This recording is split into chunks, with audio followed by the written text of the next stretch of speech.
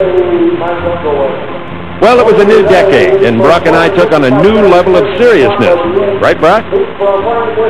You're the guy that's always gagged it up down here and have a lot of laughs. In the past. Yeah. That's over. It's over. I'll tell you what, if it's over, Evans, Big Al's conch fritter and sushi bar down the road here, I'm on for dinner for you and I, if you can play it straight all day long.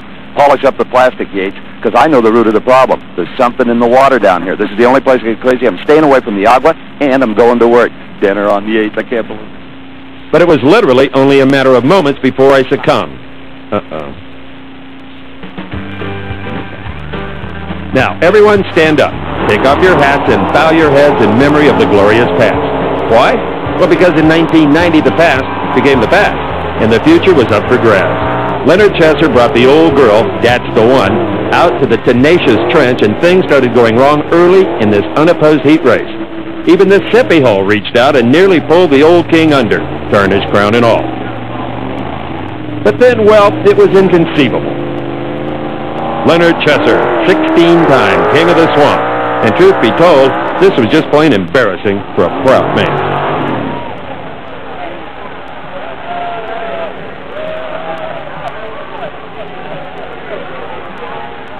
Well, the crew and Leonard Chesser trying to analyze what caused the upset. Leonard, you're all right? Oh, yeah. Just got a little dunking.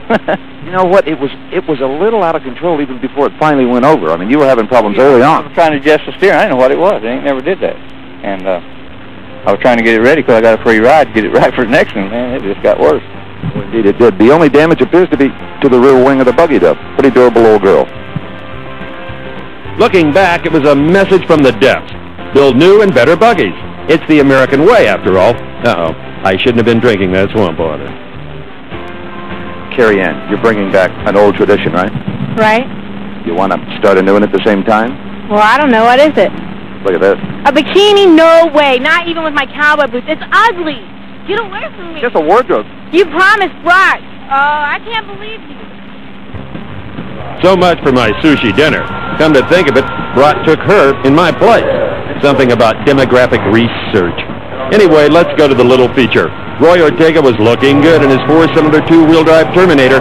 He blew by Ray Thornton in Cold Duck, Keith Kyler in Bushwhacker, and Jim Stewart in Sugar Bear.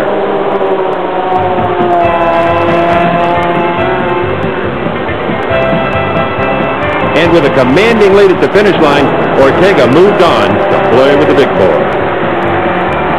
Well, you won the little feature. Might have won the big one, too. I don't know about Not a lot. There's be a lot of bad luck for the other drivers to do that. Okay, now you have a very few minutes to get this buggy ready for the big one. What do you do? I see you guys trying to cool it off. Yeah, the main thing in these buggies here is just keep them cool. After a couple of consecutive runs like that, they seem to warm up because of the cooling. And then, there he was in the 8-cylinder 2-wheel drive class final. The Duckmeister, defending Royal Master of all mud. Yup, Terry Langford. But wait, who is this other guy driving Stand on It? Might just be time to learn his name. He's the man to beat, the man in blue. I didn't know if I could do it or not, but the thing just went all the way. Motor's running great. It's super. I guess my day to beat him. Well, that was great. And everybody was just, they were on their feet. They were loving that race. Well, I'm glad. Well, there's no way we're going to leave here today without talking to this man, Terry Langford. Terry, usually we're over here celebrating with you and popping the corks, but not today. No, it was a rough race. I don't know what happened. He was in the lead. I switched it off somehow, the ignition switch. Oh, really? Yeah, I thought the motor blew because, I wasn't giving up yet. I thought there was a chance, to come back on him on the outside yet, but I looked down there and it was switched off. I couldn't even reach it with my, I don't know how I ever switched it off. Pulled it on, it was gone.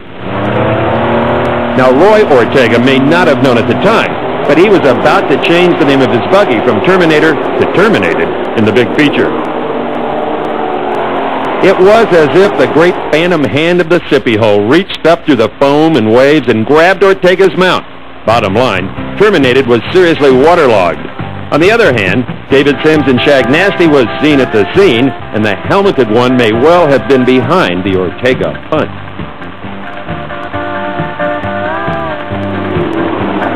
On the second try, there was more trouble.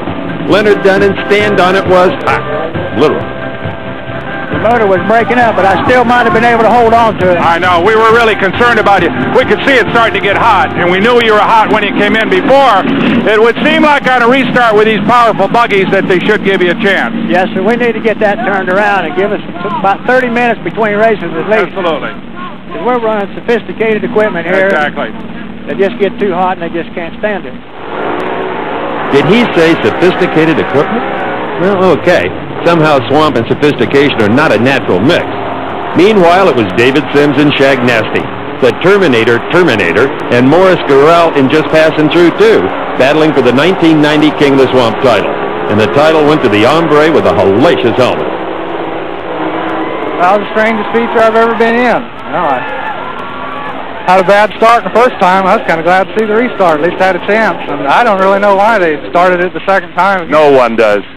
But I had the same outcome going for both second tries, so that's what You're the champ. That's what counts too. Great day, great job. Thanks. And Queen, Carrie Ann Moore, dutifully mucked up a formerly pretty dress. How big was Swamp Buggy Racing getting? Ladies and gentlemen, the Grammy goes to Jay Roberts for Swamp Buggy Boogie. There's mud, and there's mud, but when the bucket's in your blood, you do the Swamp Buggy Boogie. All right, all night, I do the Swamp Buggy Boogie with my baby tonight. The worm had turned, as they say in the swamp, and in 1992 we met Don Jolly. Don saw a vacuum at the top and debuted Psycho. Don figured that the swamp universe was ready for a new king. Not so fast, you say. Who's the bearded gent looking like a cross between Nostradamus and King Arthur? Had he shown up to predict the end of Camelot? And what was the deal with that stealth buggy bearing a strong resemblance to That's the One? Why, it was none other than former King Leonard. But the King of Kings was again checkmated by mechanical problems. Well, heck, Leonard, I mean, losing's bad enough. You didn't even get to have any fun. Yeah, hey, that's what it's been for about 3 years. You just been gone. What happened? It ripped the torsion bar out of the top of it. Okay. So it just did, it wouldn't have moved off the starting line at all? No, it wouldn't even move it. Done when it come out, pull the drive shaft out. Sorry to see you out so soon, Leonard. Yeah, okay. So, at this point, we bid upon to Leonard Chesser. More than any other, he represents all that is wacky and wonderful about this unique motorsport. When the heat finally kicked off, we heard the last of Don Jolly's Psycho motor, but then it was Lenny Dunn in Stand On It, who, having had the win handed to him, sputtered to a stop with even bigger problems. Lenny Dunn didn't just lose the race, he lost a motor. That is a very expensive broken connecting rod. Aluminum rod, that shouldn't break like that. No, it shouldn't. I don't have any idea what caused it yet, you know, till we tear it down. Well, it probably tore up a block and a lot of other things to boot. Yeah, probably got the crank and the block. That's expensive. You know, I don't think I ever saw two buggies break at exactly the same time. No, it's unusual. Usually at least one of us come back under our own power, but not this time. Let's hope it's not as bad as it looks. I hope not. Thank you. And then there was multi-time king for a year, Terry Langford. All new for 92. Terry Langford has always had one of the best buggies in the joint. But the new rubber duck, well, Terry's outdone even himself. 522 cubic inches of big block aluminum Chevrolet, about 850 horsepower. The whopper size Holley Dominator carburetors. And you'll notice you don't have all of that silicon junk all over everything because with all of this weather stripping and this new air intake, no water gets in there anyway. Normally this hatch would be closed, but with it open, you can see the electronic ignition. And how about this? A racing fuel cell, the first one we've ever seen in a swamp buggy.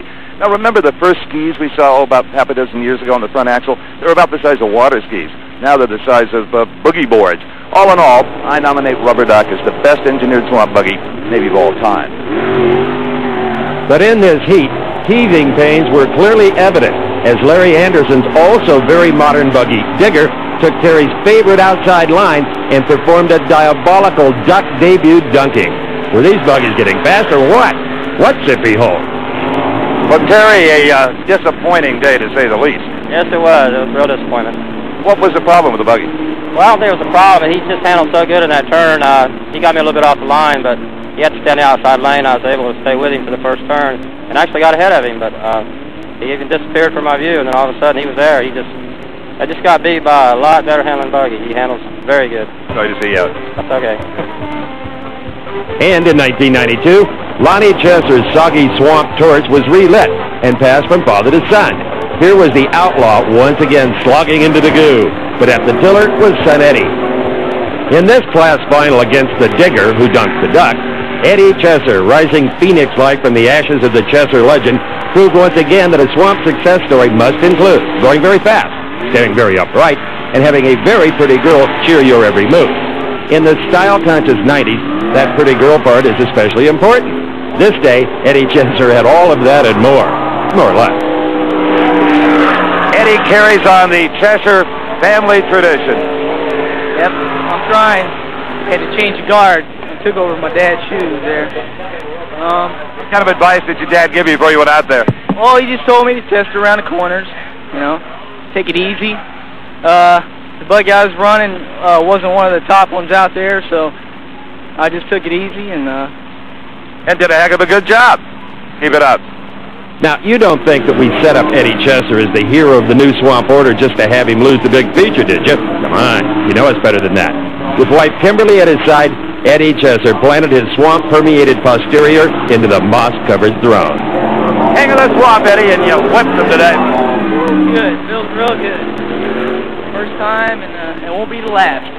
Even though you had a big lead, you never took it easy. No, sure didn't. I stayed on it most of the time, getting across the holes because I didn't want it to bog out on me. And with a style and grace passed down from Leonard through Lonnie, and now etched into Eddie's very being, Swamp Queen Jennifer Watley yielded to the Swamp Czar and met the Mighty Muff.